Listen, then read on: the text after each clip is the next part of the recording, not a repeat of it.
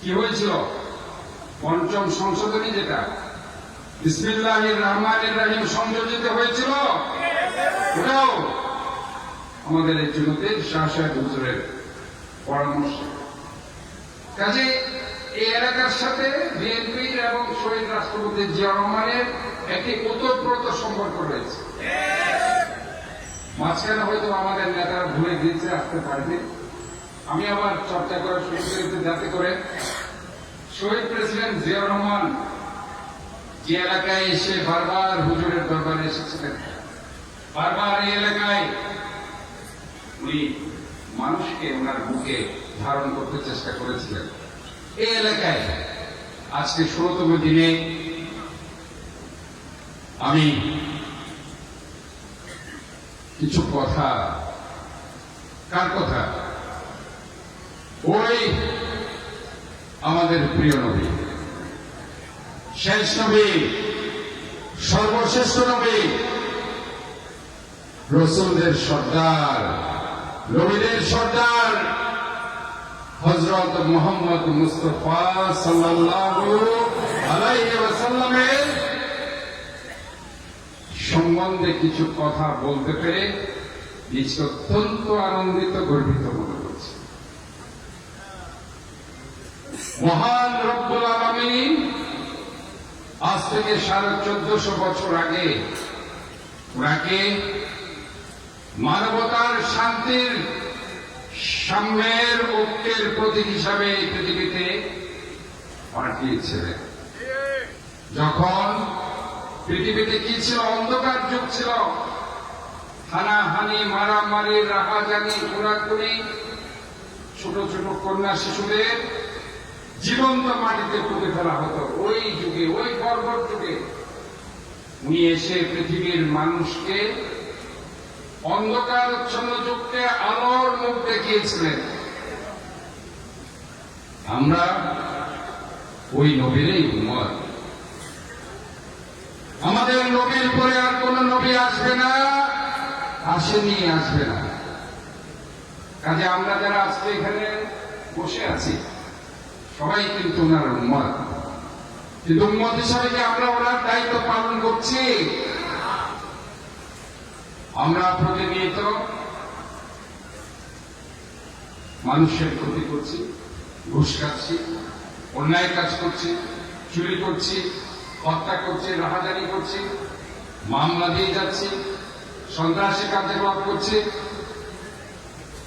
গুম করেছি, হত্যা করেছি, নির্যাতন করেছি, বিচার বহির্ভূত হত্যা করেছি। এখনো আমরা ভুলে যাচ্ছি। নবীর উম্মত হিসেবে আমাদের কি করা উচিত? কোরআন কি বলে? কোরআন বলে সৎ কাজের আদেশ দিতে হবে, অসৎ কাজের কি করতে হবে? নিষেধ করতে হবে। কাজে সৎ কাজের আদেশ আপনাকে দিচ্ছে, সৎ কাজের আদেশ আমাদের সার্বক্ষণিক দিতে হবে। ওই মহান রব্বুল আলামিন ইসলামের যে 5টি স্তম্ভ, কালেমা, নামাজ, রোজা, হজ, যাকাত, আমরা ঠিক মতো পালন করছি? আমরা নামাজ পড়ি? নামাজ পড়তে হবে, রোজা রাখতে হবে।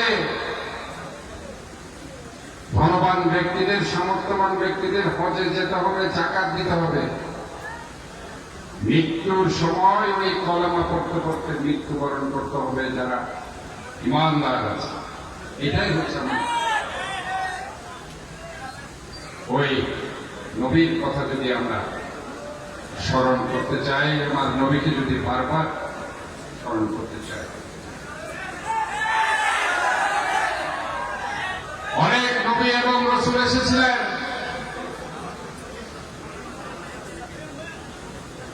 জানেন তো? অনেক রাসূল এবং নবী এসেছিলেন। রাসূল এবং নবীদের মধ্যে পার্থক্য আছে।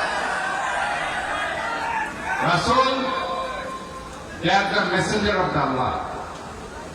আল্লাহর যারা মেসেঞ্জার তাদেরকে বলা হয় রাসূল। শুধু মেসেঞ্জার না, তারা ধর্ম প্রচার করেছে। They spread the Islam. আর নবীরা কি করেছে? দে আর নট দ্য মেসেঞ্জার। তারা শুধুমাত্র ধর্ম প্রচার করতো, দে স্প্রেড দ্য ইসলাম। আর আমাদের নবী উনি রসুল একাধারে নবী, এবং আমরাই ওনার উম্মত, আমরাই ওনার উম্মত। কাজে আমাদেরকে উনি ওনার যে মর্যাদা, সেই মর্যাদা সম্বন্ধে আমাদের ওয়াকিবহাল হতে হবে। আপনারা মসজিদে কি দেখেন? আমার নবীর যদি মর্যাদার কথা আমি দুইটা লাইন বলে শেষ করব। এই যে মসজিদে কি দেখেন? লা ইলাহা ইল্লাল্লাহু মুহাম্মাদুর রাসূলুল্লাহ। কাজে লা ইলাহা ইল্লাল্লাহ, আল্লাহর পরে কার স্থান? মুহাম্মদ। ওই মুহাম্মাদের স্থান রয়েছে, দেখুন কালেমা তাইয়্যিবা, লা ইলাহা ইল্লাল্লাহু মুহাম্মাদুর রাসূলুল্লাহ সাল্লাল্লাহু আলাইহি ওয়াসাল্লাম।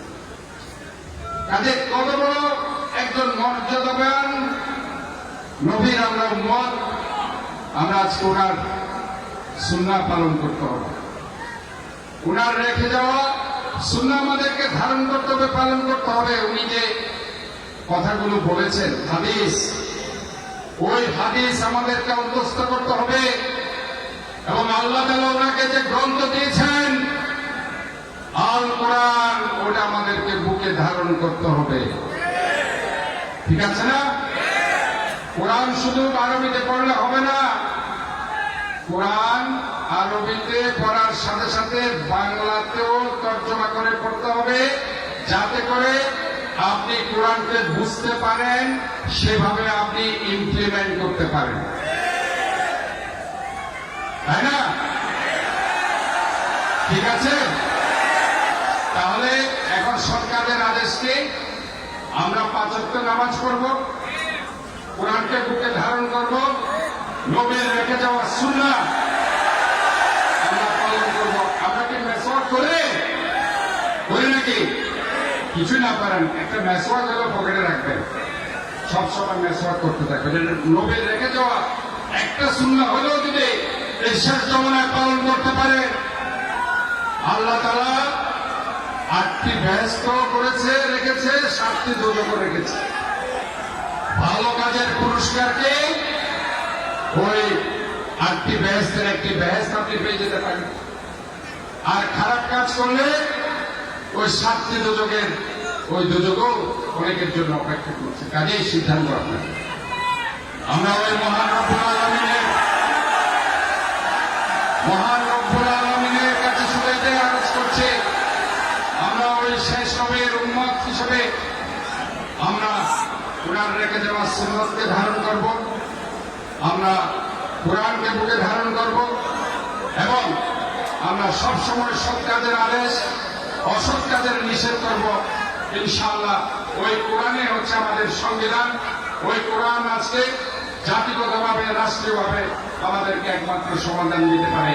কাজে আজকের এই দিনে আমি আপনাদেরকে সবাইকে আমাদের প্রিয় নবী, শেষ নবী হযরত মুহাম্মদ মুস্তাফা সাল্লাল্লাহু আলাইহি সাল্লামের আদর্শকে বুকে ধারণ করে ইনশাআল্লাহ আপনারা চলবেন।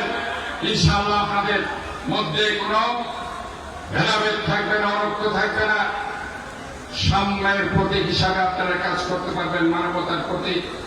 ওই নবীর যে প্রতীক ছিল সেই হিসাবে মানবতার কাজ আপনারা করতে পারবেন ইনশাআল্লাহ। আমরা আবারও এই চুনৌতি, যে চুনৌতির শাহ হুজুরের আমাদের প্রিয় নেতা শহীদ রাষ্ট্রপতি জিয়াউর রহমান এসেছিলেন, যিনি ওই মক্কার ওই আরাফাতের আপনি দেখেছেন যেখানে ওই নিম গাছ রোপণ করেছেন, যেটা জিয়া গাছ হিসাবে এখনো বিশ্ব সমর্থিত রয়েছে। ওই শহীদ প্রেসিডেন্ট জিয়াউর রহমানের এই স্মৃতি বিজড়িত এলাকা চুনৌতির এই শাহ হুজুরের প্রতি গভীর শ্রদ্ধা নিবেদন করে এবং সবাইকে ধন্যবাদ জানিয়ে সবার সুস্বাস্থ্য দীর্ঘায়ু কামনা করে ইনশাআল্লাহ আবারও দেখা হবে। আসসালামু আলাইকুম ওয়া রাহমাতুল্লাহি ওয়া বারাকাতুহু।